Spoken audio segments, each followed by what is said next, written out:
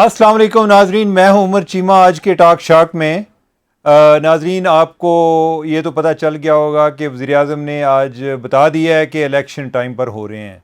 अल्लाह करे कि ऐसा ही हो और इलेक्शन टाइम पर हों, और जिस तरह वो कह रहे हैं कि आखिरी दिन तक जो वो गवर्नमेंट में रहेंगे या आखिरी दिन असम्बली डिज़ाल्व होगी, तो उसके बाद फिर 60 दिन का टाइम बनता है। अगर कोई 2-3 दिन पहले भी छोड़ देते तो फिर इनको 90 दिन मिल सकते थे। तो इसका मतलब है कि गवर्नमेंट चाह रही है कि जल्दी जल्दी इलेक्शन कराए और कोशिश करे कि दोबारा से ख़ुद ही गवर्नमेंट बना ले। तो एनीवे ये तो चीज़ आने वाले वक्त में अब चलती रहेगी। लेकिन आज हम जिस इशू पर बात करना जा रहे हैं, आपको याद होगा कि कल हमने जो यूनान के करीब कश्ती उल्टी और जिसमें सैकड़ों पाकिस्तानी और उनके अलावा कोई मिस्र के, शाम के, यूनान के लोग उधर मिस्र के, शाम के और लबनान के लोग जो हैं वो भी लुकमा अजल हो गए। तो उस हवाले से हम आज एक और प्रोग्राम करना चाह रहे हैं और ये बड़ा इंकशाफात से भरपूर है। नाजरीन, उस जो कश्ती उल्टी उसमें कोई 12 पाकिस्तानी थे जो बच गए, और उनमें से 11 जो हैं वो तो उधर ही रह गए, और जो एक बंदा है जिसका नाम उस्मान सिद्दीक है, उसने कहा जी मैं होनी थी नहीं रहना, मैंने वापस जाना है, यानी कि मैं ये बाहर से या लीबिया जाने से रह गया, यानी कि मैं अब जो है ना पाकिस्तान ही जाना है। जो मैंने ज़लालत रस्ते में देखी है अल्लाह किसी को ना दिखाए और मुझे पाकिस्तान ले चलें, तो वो अल्टीमेटली पाकिस्तान पहुंच गए। अच्छा, उस्मान सिद्दीक का ज़रा अगर मैं तारफ़ कराऊँ तो उस्मान सिद्दीक जो है वो पहले पंजाब पुलिस में कांस्टेबल था, यानी कि जब वो उसने बाहर जाने का सोचा तो वो ऑलरेडी मुलाजमत पे था, लेकिन गुजरात से तल्लुक़ है। और ऑब्वियसली यानी कि जब गुजरात में चूँकि बहुत सारे लोग बाहर होते हैं तो उनको भी ये ख्याल आया कि हम जो है पैसे हम क्यों ना बनाएं, ये सिर्फ जो कांस्टेबल की तनख्वाह पे क्यों गुजारा करें। तो उसने को 3-4 दोस्तों के साथ मिलकर प्लान बनाया। एक दोस्त था, उसने बताया जी कि फ़लाँ एजेंट जो है मेरा जानने वाला है। इन्होंने कहा जी कि हमने पैसे जो है ना वो उधर जाकर देने हैं। वो मैं अलग बाद में बताता हूँ कि पैसे रास्ते में इनसे किस तरह एजेंट निकलवाते हैं। तो उन्होंने एक बंदा था उधर ही गुजरात में जलालपुर जटा में, उसके पास उन्होंने अमानत के तौर पे या ज़मानत के तौर पे वो पैसे रख दिए जी कि पैसे हम इनको दे रहे हैं, जब हम पहुंच जाएंगे तो आप ये आपको दे देंगे। और ये जो 4 दोस्त गए इन्होंने 24-24 लाख रुपया दिया। बाकी जो है मेरे अहले उधर जाकर भी कोई 6 लाख रुपया देना था, तो 24 लाख जो पहले एडवांस देते हैं वो इन्होंने इधर जमा करा दिया। यानी कि 4 लोगों ने 96 लाख रुपया उधर जमा करा दिया और आज़म सफ़र हुए। अब इनको जो भेज रहे हैं, अब मैं ज़रा भेजने का तरीका, मैं इस बंदे ने उस्मान सिद्दीक जो है इसने आके FIA को अपना एक बड़ा लर्जा हेज़, बड़ा इंकशाफात से भरपूर एक बयान दिया है, पूरे सफ़र की दास्तान सुनाई है, जो मैं अब आपको सुनाने जा रहा हूँ कि ये सफ़र कैसे चलता है और रास्ते में क्या क्या मसाइब आते हैं। और फिर ये है कि वो रास्ते उधर जाके तो इंसान कैसे पछताता है कि मैं ये रास्ता ठीक था या मैं पाकिस्तान में रह लेता वो बेहतर था, ये पैसे जो है मैं उधर ही लगा लेता, कोई अपना कारोबार कर लेता वो बेहतर था। तो इनको इधर से दुबई भेजा गया, टिकट आ गई जी, दुबई चले गए हैं। अब दुबई से आगे कोई इन्होंने जाना था मिस्र में किस जगह पे, जिसको हम उर्दू में सिकंदरिया भी कहते हैं, अलेक्जेंड्रिया। तो उधर जो नेक्स्ट इनकी डेस्टिनेशन थी वो अलेक्जेंड्रिया थी। तो इधर को 15 घंटे की फ़्लाइट का इंतज़ार किया दुबई से आगे, फिर बैठे मिस्र की फ़्लाइट पर। और जब मिस्र जाकर उतरे तो इनके बकौल उधर हमें एयरपोर्ट पर कोई सिक्योरिटी वाले तो नज़र नहीं आए, ना कोई इमिग्रेशन वाले नज़र आए हैं। उधर को प्राइवेट लोग थे जिन्होंने हमें अगले जहाज़ में बिठा दिया। कोई छोटा जहाज़ था जिसमें कोई 130 अफराद जो हैं, 130 अफराद उनको सवार किया गया। और ये सारे के सारे वो थे जो आगे लीबिया के मुसाफिर थे, यानी उधर लीबिया जाने वाले। जो उसमें कोई मिस्री भी होंगे, कोई पाकिस्तानी भी होंगे, कोई और भी होंगे, जो शाम के भी हैं। तो ये जब उधर पहुँचे, उधर आगे लीबिया में, तो लीबिया में इन्हें जाकर तो एक कमरे में बंद कर दिया गया। कमरे में कोई वो कहता है कि उस्मान सिद्दीक के बकौल के 100 के करीब लोग एक कमरे में उनको बंद कर दिया। और जगह इतनी थी, हर एक के हिस्से में इतनी जगह आई कि आप सिर्फ बैठ सकते हैं, लेट नहीं सकते। اور کھانا جو ہے وہ بھی 2 دن کے بعد ملتا تھا. ادھر کوئی 25 اس کے بعد انہیں کوئی ایک اور جگہ پر شفٹ کیا جدھر آگے کو پاکستانی تھے. یہ پہلے جو ہیں یہ تو مکس تھے اور بھی نیشنلٹی تھیں. پھر دوسری جگہ پہ انہیں شفٹ کیا, ادھر کوئی پاکستانی بھی تھے, ادھر کوئی میرے خیال کو 370 کے قریب پاکستانی تھے. اگین ادھر بھی یہ ایشو تھا کہ 2 دن بعد کھانا ملتا تھا. ایک واش روم تھا جس میں یہ سارے لوگ جو ہیں یہ جو ہے وہ 370 ایک واش روم کو استعمال کر رہے تھے. اور کھانا جو ہے جو پہلے جس جگہ پر تھے جدھر رکھا ادھر بھی کھانا نہیں مل رہا تھا, 2 دن بعد کھانا دیتے تھے. آگے جب گئے تو تب بھی ایسا تھا. اور پھر جو ہے کچھ عرصہ کوئی میرے خیال 25 دن جو ہے وہ ادھر رہے. پھر ان کو ایک اور شہر میں لے گئے, بن غازی میں. تو بن غازی میں ادھر جو وہ ایک ہمارے ایک سب سے جو ایک جو اس ٹائم وانٹڈ ہیں آصف سنیارہ, جو ایک بہت بڑے ہیومن سمگلر ہے, تو اس کا آگے فارم ہاؤس ہے, ادھر رکھا گیا. اب یہ ہے کہ ادھر ایک اشرف لیبی ہے. اشرف لیبی کون سا ہے؟ وہ لیبیا کا بندہ ہے اور بقول عثمان کے وہ ادھر نیوی میں نیوی کا افسر ہے. وہ اور اس کا بیٹا اور 2 سوڈانی تھے جو ان سب کو لک آفٹر کرتے تھے, بلکہ ان کی حفاظت کرتے تھے, ان پر نظر رکھتے تھے. اور جو بندہ 2 دن سے پہلے ایک تو کھانا نہیں ملتا تھا, 2 دن بعد جو ہے کھانا ملتا تھا, وہ بھی بہت کم مقدار میں ملتا تھا. اور اگر کوئی اس حوالے سے کوئی شکایت کرتا تھا تو اس پر تشدد بھی کیا جاتا تھا. اب یہ ہے کہ میں کسی کو پوچھ رہا تھا کہ ایسا کیوں کرتے ہیں؟ اگر ان سے اتنے پیسے لیتے ہیں تو کھانے پہ تو کوئی زیادہ پیسے خرچ نہیں ہوتے, ان کے ساتھ ایسا کیوں ہوا؟ تو مجھے کسی نے بتایا, ایف آئی اے کے بندے نے, انہوں نے بتایا جی کہ یہ کرتے ایسا ہیں کہ ان کی وہ ٹریننگ کرا رہے ہوتے ہیں. یہ جس طرح وہ پہلے ان کو ایک کمرے میں رکھا جدھر وہ عثمان صدیق کے بقول صرف بیٹھنے کی جگہ تھی, لیٹنے کی جگہ نہیں تھی, اور 100 بندہ ادھر گھسایا ہوا تھا. تو ایسا کیوں کرتے ہیں کہ انہوں نے آگے کشتی میں جا کے سوار ہونا ہے, اور کشتی پتہ نہیں کتنے دن لے گی, تو لہٰذا ان کی ایک ٹریننگ یہ ہو. دوسرا جو باتھ روم ہے, ایک باتھ روم کا بھی مقصد یہ ہے کہ یہ کھانا کم کھائیں گے تاکہ انہیں پتہ ہو کہ ادھر لمبی لائن لگی ہوتی ہے واش روم میں جانے کے لیے, تو لہٰذا ہم جو ہے ہم کم کھانا کھائیں اور یہ ان کی ٹریننگ کا حصہ بن جائے, تاکہ جب ان کو آگے سمندری سفر میں کوئی اس طرح کے مصائب کا سامنا ہو تو یہ اس کے لیے ان کی ٹریننگ پہلے سے ہو جائے. اور یہ ادھر گئے تھے مئی میں ادھر سے گئے ہیں, اور آگے جا کے جون 8 کو انہیں کشتی پہ سوار کیا گیا.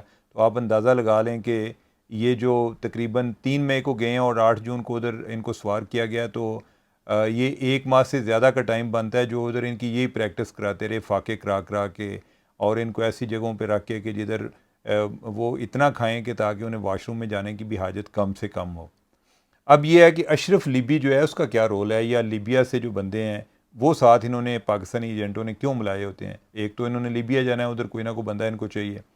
دوسرا یہ ہے کہ لیبیا سے انہوں نے ویزے لینے ہوتے ہیں. تو یہ جس طرح ادھر پاکستان ادھر سعودی عرب میں کوئی کفیل کا سسٹم ہے, کوئی لیبیا میں بھی ایسا ہے. تو وہ پھر جو ہے وہ کوئی ادھر سے ویزے ایشو کراتے ہیں جی کہ ہمیں کوئی آئل کمپنی کے لیے اتنے جو ہے نا بندے چاہیے, تو ادھر سے ویزے ایشو کراتے ہیں. اب جو لیبین گورنمنٹ ہے وہ ادھر کوئی $900 ان سے بھی لیتی ہے ویزا ایشو کرنے کا, یعنی کہ اشرف لیبی اگر ویزا لے رہا ہے تو اس نے پیسے ادھر بھی دینے ہیں, اور وہ سارے پیسے جو ان سے لیتے ہیں ان سے ہی نکلتے ہیں. اچھا, دوسرا یہ ہے کہ ادھر جو لیبیا ہے معمر قذافی کے جانے کے بعد اب جو ہے نا لیبیا میں بھی ایک جو ہے نا مختلف ٹرائبل ایریاز ہیں, یا آپ سمجھیں کہ مختلف ٹرائبز ہیں جن کا انہوں نے کوئی 2-3 حکومتیں الگ الگ سے بنی ہوئی ہیں. جیسے بن غازی میں ایک ٹرائب ہے یا کوئی ایک ٹرائبل ایلڈر ہے جو اس علاقے کو کنٹرول کرتا ہے. آگے طرابلس ہے, ادھر کوئی دوسرا جو کوئی ٹرائبل ایلڈر ہے وہ ادھر کنٹرول کر رہا ہوتا ہے. تو یہ پہلے جو ہے طرابلس کا رستہ بھی اختیار کیا جاتا تھا, اب اس سائڈ پہ سختی ہے, تو اب جو ہے بن غازی والا رستہ جو ہے جاتے زیادہ لیبیا سے ہیں. طرابلس کے رستے میں انہیں ذرا آسانی تھی بندے آگے بھیجنے کی, کوئی میرے خیال کوئی زیادہ سے زیادہ 24 گھنٹے لگتے تھے ادھر اٹلی میں جانے کے. ادھر جو ہے وہ زیادہ لگتے ہیں, اس کی ہم آگے جا کے بتائیں گے کہ کس طرح سے وہ کشتی کا سفر شروع ہوا. اب یہ ہے کہ جب ان کو آگے بٹھانا تھا تو یہ جو لڑکے ہیں, یہ جو عثمان ہے اس کے ساتھ والے جو 3-4 تھے وہ ان کو ساتھ نہیں لے کر گیا. اب ان کا کیا طریقہ ہے کہ کس طرح کس کو کس کشتی پہ بھیجنا ہے یہ مجھے نہیں آئیڈیا، لیکن یہ ہے کہ اس کے ساتھ والے جو ہیں وہ اب اگر ہم ان کو دیکھیں پہلے تو وہ بھی اپنے آپ کو بدقسمت تصور کرتے ہوں گے، لیکن وہ پیچھے رہ گئے، یعنی کہ وہ ادھر ہی ابھی قید ہیں، یعنی کہ لیبیا میں جدھر ان کو رکھا ہوا ہے ادھر ہی قید ہیں۔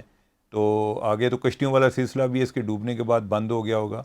تو عثمان جو ہے وہ عثمان سمیت اور جو لوگ ہیں ان کو لے کر گئے، ایک سپیڈ بوٹ کے ذریعے وہ کوئی 10 منٹ کے فاصلے پہ آگے سمندر میں لے کر جاتے ہیں، اور ادھر آگے فشنگ بوٹ ہوتی ہے جس میں وہ ایک بڑی ایک کشتی ہوتی ہے۔ اب اس کشتی کی بھی ایک اپنی کہانی ہے۔ وہ کشتی جو ہے وہ پیچھے سے مصر سے آ رہی تھی، یعنی کہ وہ صرف اس کام کے لیے تھی، اور اس کا جو پائلٹ ہے اور جو مکینک ہیں وہ بھی وہ تھے جنہوں نے آگے جا کے لیبیا، یعنی کہ جن کی منزل تھی، تو ان کی ٹریننگ کرائی گئی تھی کہ آپ نے کس طرح کشتی چلانی ہے، اور ساتھ اگر رستے میں کوئی پرابلم آ جائے تو وہ کس طرح کرنا ہے۔ ہو سکتا ہے کہ ان سے کوئی پیسے کم لیتے ہوں گے، کوئی اس طرح کا کوئی انسینٹو دیا گیا ہو یا کیا کرتے ہوں گے، لیکن یہ ہے کہ انہوں نے اس کشتی میں کوئی تقریباً 370 لوگوں کی گنجائش تھی، اور انہوں نے کوئی 750 بندہ جو ہے یعنی کہ اس کشتی میں جو ہے وہ بٹھایا، اور جو جس میں کوئی جو پاکستانی ہیں وہ کو 250 سے زیادہ جو ہیں وہ پاکستانی تھے۔ اب کشتی چل پڑی ہے، اور کشتی جو ہے وہ ترکی اور یونان کے پانیوں سے گزرتی ہوئی تقریباً کو 3 دن ان کو کشتی کو لگے، ادھر سے گزرتی ہوئی آگے اٹلی کے پانیوں میں داخل ہوئی۔ اب ادھر جا کے یہ کیا کرتے ہیں، ان کی ایک اور اسٹریٹجی ہوتی ہے، ادھر جا کے جو پائلٹ صاحب ہیں وہ کشتی کو بند کر دیتے ہیں۔ اب بند کرنے کا مقصد یہ ہوتا ہے کہ قریب جو ایک سمندری فورس ہے، جو کوسٹل گارڈز وغیرہ ہیں، وہ آئیں گے کہ کوئی کشتی جو ہے وہ انڈر سٹریس ہے اور اتنے لوگ اس میں سوار ہیں، تو یہ ایک ان کو کسی طرح سے ریسکیو کیا جائے، اور جب وہ ریسکیو کر کے ان کو اپنے ساحل پر لے کر جائیں گے، تو چونکہ ان کے آگے لا ہیں کہ جب کوئی بندہ ساحل پر پہنچ جاتا ہے، ان کے جو خشکی جو زمینی حدود کے پاس پہنچ جاتا ہے، تو پھر آپ اس کو واپس نہیں بھیج سکتے، آپ اس کو اسائلم دیتے ہیں یا جیل میں کریں گے یا جو بھی کریں گے۔ تو یہ جو اس کے پائلٹ تھے یہ ادھر کشتی کو بند کر کے تو انتظار کرتے رہے، پھر جو ہے انہوں نے کبھی کوئی فرانس والوں کو میری ٹائم ان سے رابطہ کریں، کوئی نمبر وغیرہ ان کو دیے ہوئے تھے، کبھی کوئی جرمنی والوں کو رابطہ کریں ان کو بھی، لیکن کسی نے ان کو جواب نہیں دیا۔ پھر کوئی ایک دن بعد جو ہے وہ ایک جہاز ہیلی کاپٹر وہ اڑتا ہوا آیا، اور اس نے جب وہ کشتی کے اوپر آیا تو اس نے کوئی تصویریں وغیرہ لیں، یہ اندر سے کوئی چیخ پکار کرتے رہے، لیکن انہوں نے تصویریں لیں اور وہ واپس چلے گئے۔ یہ بھی یاد رہے کہ کشتی کے سفر میں کوئی کھانا وغیرہ نہیں تھا، خوراک وغیرہ کوئی نہیں تھی، بس لوگ جو ہیں وہ فاقوں میں تھے۔ اور پھر جو ہے اس دوران کوئی ایک اور شپ جو ہے وہ پاس سے گزرا، اور اس نے جب انہوں نے دوبارہ اس سے کوئی رابطہ کرنے کی کوشش کی، وہ قریب آئے تو انہوں نے ان کو کوئی جو بریڈ ہے اور جو پانی کی بوتلیں ہیں وہ کشتی کے اندر پھینکیں، وہ بھی چلے گئے، ان کو کسی نے کوئی کنارے پہ نہیں لگایا۔ اور پھر جو ہے اس دوران کوئی کچھ گھنٹے اور گزرے، پھر ایک اور شپ آیا، تو یہ دوبارہ اس کی طرف بھاگ گئے یا اس سے کوئی اشارے کیے کہ ہم جو ہے اس ٹائم مشکل میں ہیں۔ تو انہوں نے سمجھا کہ پتہ نہیں شاید ان کا کوئی تیل بھی ختم ہو گیا ہے، انہوں نے کوئی 2 ڈرم جو ہے تیل کشتی کی طرف کشتی میں بھیجے یا اس میں کوئی فل کیے، اور پانی کی بوتلیں دیں، اور وہ بھی جو ہے نا اللہ حافظ وہ بھی چلے گئے۔ اب یہ اس طرح سے کوئی تقریباً کوئی آپ سمجھیں کہ کوئی 5-6 دن ہو گئے، یعنی کہ یہ کشتی میں سوار ہوئے 8 جون کو، اور یہ جو حادثہ ہوا ہے یہ آگے 14 جون کو ہوا ہے۔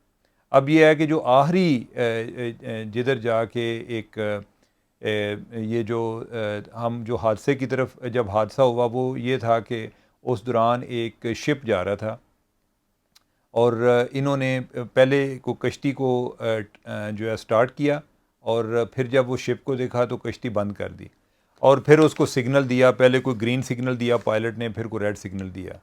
اب جو ہے میرے اہل شپ جو ہے اس نے یہ تصور کیا کہ یہ جو ہے یہ کہیں پھنس گئے ہیں اور ان کو ہم نے نکالنا ہے۔ انہوں نے ان کی طرف وہ اپنا جو کوئی رسہ وغیرہ یہ جو بھی ہوتا ہے وہ بڑھایا تاکہ ان کو آگے لے کر چلیں۔ وہ جب اس کے دوران جھٹکا لگا اور کشتی جو ہے وہ پہلے کوئی امبیلنس شاید ہوئی تھی، وہ کشتی جو ہے الٹ گئی۔ اب شپ والوں کی بے حسی دیکھیں کہ اس کے بعد شپ والے جو ہیں وہ بے حس تھے یا انڈیسائسو تھے کہ اب کیا کیا جائے، ہم تو ادھر ہیلپ کے لیے آئے تھے اور یہ کوئی ایک اور کرائسس ہو گیا. وہ ان کو دیکھتے رہے، کوئی تقریباً 2.5-3 گھنٹے دیکھتے رہے. تو عثمان جو ہے، عثمان کے بقول یہ ادھر کوئی فوم کی چپلیں تھیں، شاید اس کو ادھر کوئی عورتوں کی ملیں یا کشتی میں سے، اور کوئی ایک اس کے پاس کوئی لکڑی کا کوئی ایک پیس تھا.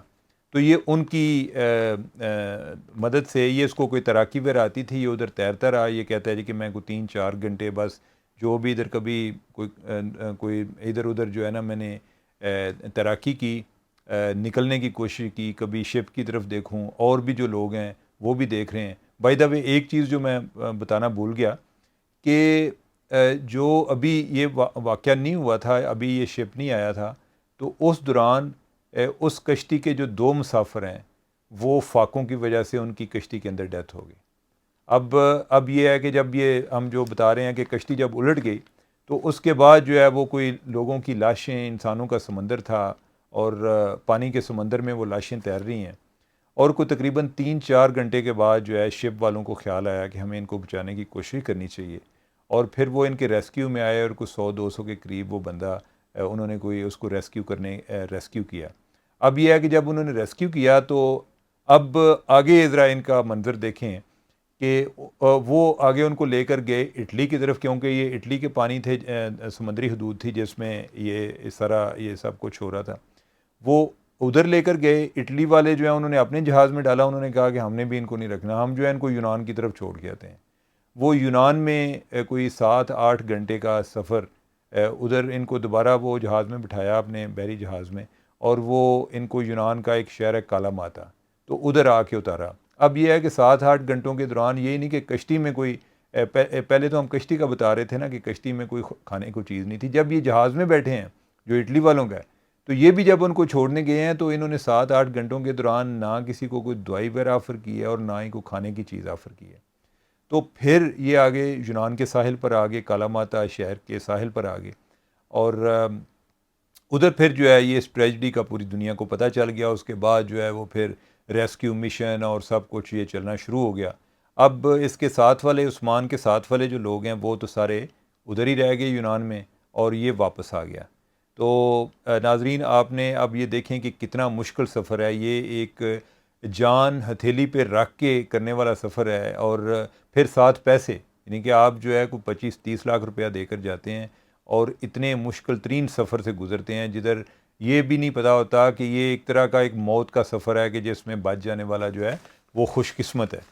تو میرا خیال ہے کہ اس میں جدھر یہ ایک کشتی کا حادثہ جو ہے ایک بہت بڑا حادثہ ہے، اور ساتھ جو ہے جو زندہ لوگ ہیں اور جو جانے کی خواہش رکھتے ہیں ان کے لیے یہ ایک بہت بڑا سبق بھی ہے کہ ان چیزوں سے بچیں.